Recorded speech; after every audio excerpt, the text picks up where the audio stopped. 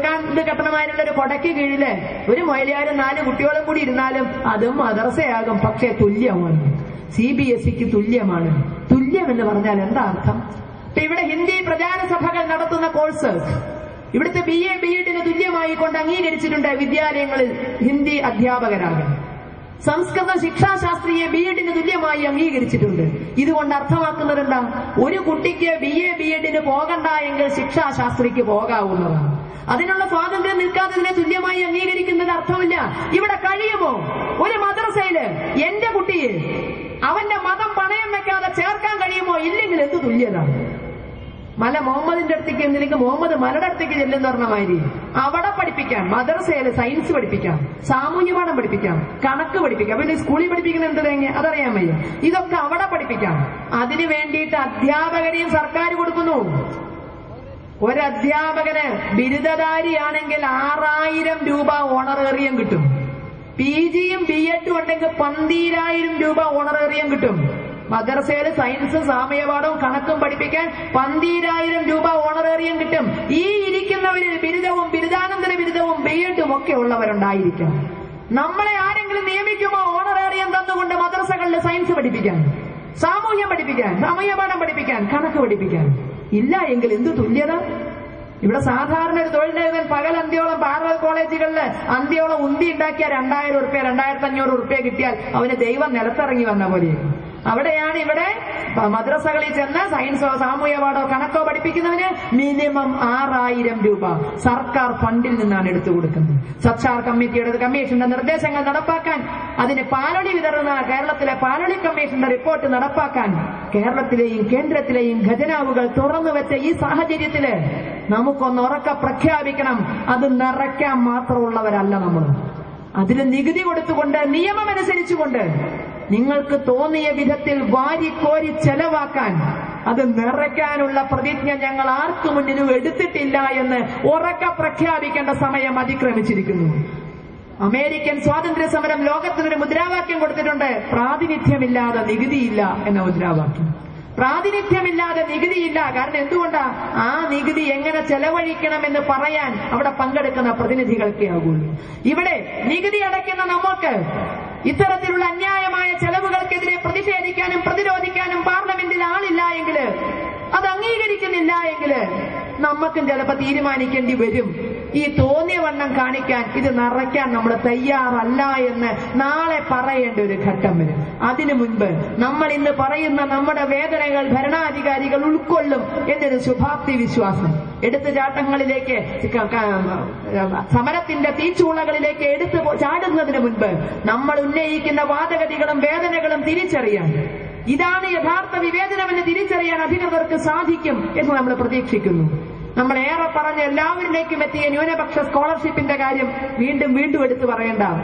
നമ്മുടെ കുട്ടികളെ മാത്രം മാറ്റി നിർത്തി നിനക്ക് അർഹതയില്ല, നിനക്ക് മാത്രം സ്കോളർഷിപ്പ് ഇല്ല എന്ന് പറഞ്ഞുകൊണ്ട് മുസൽമാനും ക്രിസ്ത്യാനിക്കും അനുവദിച്ചു വന്നു സ്കോളർഷിപ്പ്. വിദ്യാലയങ്ങളിലൊക്കെ ലിസ്റ്റ് വന്നു. ഇവിടുത്തെ രക്ഷിതാക്കള്, മുസ്ലിങ്ങളും ക്രിസ്ത്യാനികളുമായ രക്ഷിതാക്കള് 10 രൂപയുടെ മുദ്രപത്രം വാങ്ങിയിട്ട് അതിൽ കൊടുത്തിട്ടുള്ള സാക്ഷ്യപത്രം മാത്രം നോക്കിക്കൊണ്ട് ഒരു മേലന്വേഷണവും ഇല്ലാതെ ആ സ്കോളർഷിപ്പുകൾ അംഗീകരിച്ചു വന്നു. മാസം തോറും മുസ്ലിമിനും ക്രിസ്ത്യാനിക്കും പൈസ കിട്ടാൻ. ഞാനും നിങ്ങളും രക്ഷിതാക്കളാണ്. മക്കളുടെ പല പല ആവശ്യങ്ങൾക്ക്, പല സർട്ടിഫിക്കറ്റുകൾക്ക് ഓഫീസുകൾ തോറും കയറി ഇറങ്ങി ജന്മം തൊലയ്ക്കുന്നവരാണ്. നമ്മുടെ മക്കൾക്ക് വേണ്ടിയിട്ട് ഒരു വരുമാന സർട്ടിഫിക്കറ്റ് ഒപ്പിടാൻ നമുക്ക് അധികാരമുണ്ടോ? മുസ്ലിമും ക്രിസ്ത്യാനിയും ഒപ്പിട്ട് 1 ലക്ഷത്തിൽ താഴെയാണ് എന്ന വരുമാന സർട്ടിഫിക്കറ്റ് മാത്രം നോക്കിക്കൊണ്ട് സ്കോളർഷിപ്പ് അനുവദിച്ചു വന്നു. ഒരു മേലന്വേഷണവും ഇല്ല, എവിടെയും അന്വേഷണമില്ല. ഈ കടലാസ് മാത്രം നിവർത്തി വെച്ച് അതിനുള്ള ആരൊക്കെയാണോ അതിന് യഥാർത്ഥത്തിൽ അർഹരായവരെ എന്ന് കണ്ടെത്തി അർഹത ലിസ്റ്റ് കൈപ്പറ്റി കഴിഞ്ഞു വിദ്യാലയങ്ങളിൽ. ഇവിടെ എനിക്ക് നിങ്ങൾക്ക് നമ്മുടെ മക്കൾക്ക് വേണ്ടിയിട്ട് വരുമാന സർട്ടിഫിക്കറ്റ് ഒപ്പിടാനുള്ള അധികാരമുണ്ടോ? നമ്മുടെ ഒപ്പിന് വിലയില്ല. ഈ നാട്ടിൽ നമ്മുടെ ഒപ്പിന് വിലയില്ല. എന്തുകൊണ്ട്? നമ്മൾ നമ്മുടെ വോട്ടിന് വിലയില്ലാണ്ടാക്കി.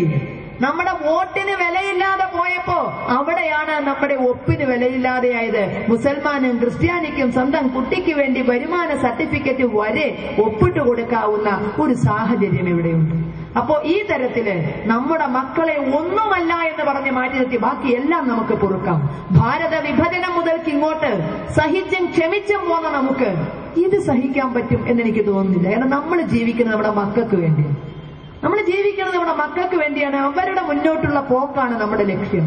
എങ്കിൽ നമ്മുടെ മക്കളോട് കാണിച്ച ഈ അനീതി അവർക്ക് പഠിക്കാൻ വിദ്യാലയങ്ങൾ ഇല്ലാതാക്കിക്കൊണ്ട്, അവർക്ക് തുല്യ അവസരങ്ങൾ ഇല്ലാതാക്കിക്കൊണ്ട്, അവർക്ക് മുകളിലൂടെ പലർക്കും വളർന്നു വരാനുള്ള അവസരങ്ങൾ സൃഷ്ടിച്ചു കൊടുത്തുകൊണ്ട് ഒരു മടിയും കൂടാതെ തുറന്ന് പറയുന്നു, ഇവിടുത്തെ ഉന്നത ഉദ്യോഗങ്ങളിൽ മുസ്ലിം സാന്നിധ്യം വളർത്താൻ വേണ്ടി അവർക്ക് മത്സര പരീക്ഷകൾക്ക് വേണ്ടി പ്രത്യേക കോച്ചിംഗ് സെന്ററുകൾ ആരംഭിക്കും. മതം മനുഷ്യനെ മയക്കുന്ന കറുപ്പാണെന്ന് പറയുന്ന രാഷ്ട്രീയക്കാര് വിളിച്ചു പറയുന്നത് കേൾക്കുമ്പോ നമ്മൾ ലജ്ജിക്കണമോ വേണ്ടയോ? അലിഗഡ് മുസ്ലിം സർവകലാശാല തുടങ്ങുകയാണെങ്കിൽ അത് മലപ്പുറത്ത് തന്നെയായിരിക്കുമെന്ന് കല്ലെ കൊത്തിയ പോലൊരു വിദ്യാഭ്യാസ മന്ത്രി പ്രഖ്യാപിക്കുമ്പോൾ എന്താണ് വിദ്യാഭ്യാസം, എന്താണ് മതേതരത്വം? ന്യായമായും നമ്മുടെ മനസ്സിൽ സംശയം തോന്നുന്നു. കേരളത്തിലെ ഏറ്റവും വലിയ ഒരു യൂണിവേഴ്സിറ്റി മലപ്പുറം ജില്ലയിൽ പ്രവർത്തിക്കുന്നുണ്ട്, കാലിക്കറ്റ് യൂണിവേഴ്സിറ്റി. പേരേ ഉള്ളൂ കാലിക്കറ്റ് എന്ന്.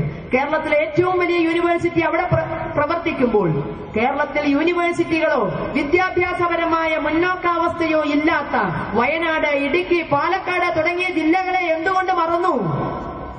ഓർമ്മിപ്പിക്കേണ്ടവർ നമ്മളാണ്.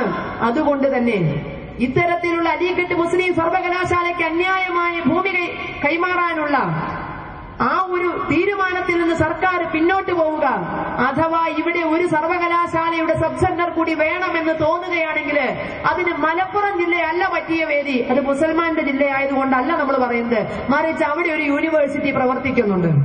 ആ യൂണിവേഴ്സിറ്റിക്ക് കീഴിൽ ഏറ്റവും കൂടുതൽ സ്ഥാപനങ്ങൾ ഉള്ളതും മലപ്പുറം ജില്ലയിലാണ്. അപ്പൊ അവിടെയല്ലേ ആവശ്യം? വയനാട്, പാലക്കാട്, ഇടുക്കി തുടങ്ങിയ ജില്ലകളിലാണ് വിദ്യാഭ്യാസപരമായി പിന്നോക്കാവസ്ഥ ഏറെയുള്ളത്. ഇന്ന് മലപ്പുറമല്ല. SSLC റിസൾട്ട് വന്നാൽ ഞങ്ങൾ പലരും തലയിൽ മുണ്ടിട്ടിട നടക്കും.